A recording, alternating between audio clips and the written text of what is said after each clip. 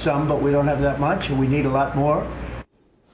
Let's speak now to Peter Zwack. He is a retired American brigadier general who served in the Obama administration to the U.S. Embassy in Russia. Really good to have you with us today, Peter. Thank you very much for your time. And given what we've seen in this war over the past 3 years, what do you think the minimum is that President Zelensky should be looking for in terms of security guarantees?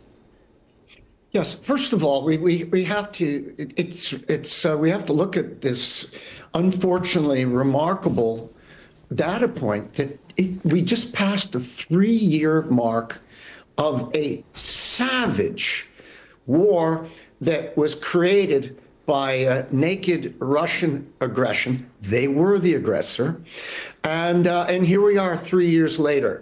The Ukrainians have fought their hearts out. It's a societal conflict, and right now they're being stretched over a compress over, the trying to, if you will, pay for something that they have already been paying in lives and effort for Europe and the United States. I think that, yes, if there can be an arrangement that gets at security guarantees, because of what we have seen over and over again, is you get a ceasefire, truce. There's a period of time, and then there's another round of aggression, another war. So, of course, Vladimir Zelensky is looking for every way that he can do it, so he can also go back to his own people and show that our pockets were not picked and that our American allies are still with us. And of course, Europe is with us. Last point, this is an unbelievably important week. I mean, we've had now, your prime minister is going to be in Washington Thursday, tomorrow.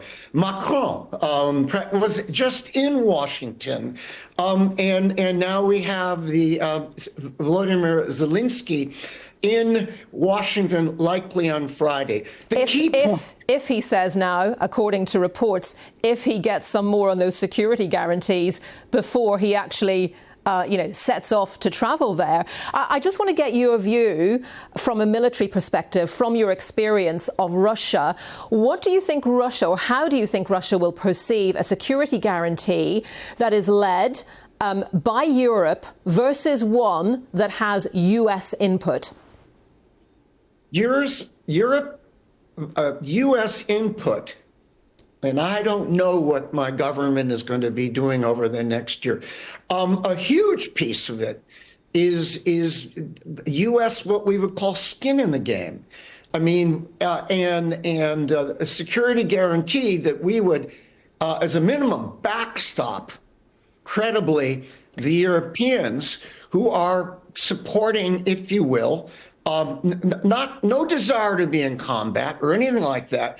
The Ukrainians, if there is some type of so-called deal that gets at, these issues of resources and everything else like that. So the United States is critical to this. The Russians will look at it that way.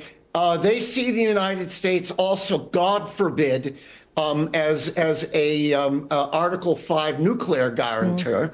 So one of the things they want to do is they want to fracture NATO and break our relationship with Europe on the military side. It was interesting to see Donald Trump say in that cabinet meeting earlier that if there were US companies, US personnel in Ukraine as a result of a minerals deal, that would be a sort of guarantee. One question I really want to ask you, and I don't think it's been explored very much yet, is, what are your contacts in the US military thinking about these overtures that President Trump is making towards President Putin? Do they have concerns? I will say this.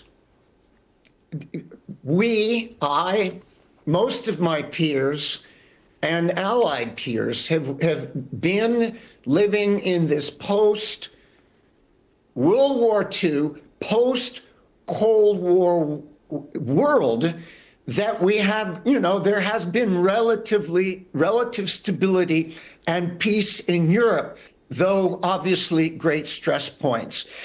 What's happening now is completely, I believe, absolutely irresponsibly upsetting this very careful, assiduously built through relationships. And it's not just military, it's the relationships, it's trust. And if we lose trust and the Ukrainians lose trust, and maybe even more importantly, hope, then what are we all about?